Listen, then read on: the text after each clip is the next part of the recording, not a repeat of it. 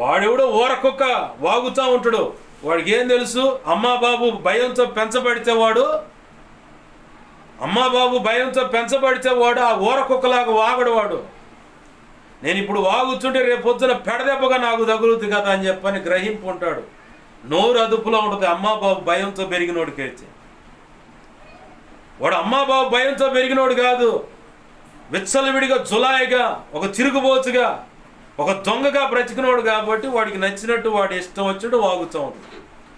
అవన్నీ చెవుల్లోకి తెచ్చుకొని తర్వాత మనసులో పెట్టుకొని అమ్మో నన్నిట్టన్నారు, అయ్యో నన్నిట్టన్నారు ఏడుతూ ఎందుకు? ఇదిలిచ్చి పడేసేసే నీకు అప్పచెబుతున్నా. వాడి సంగతి నువ్వు చూసుకో, లేదా ఆమె సంగతి నువ్వు చూసుకో.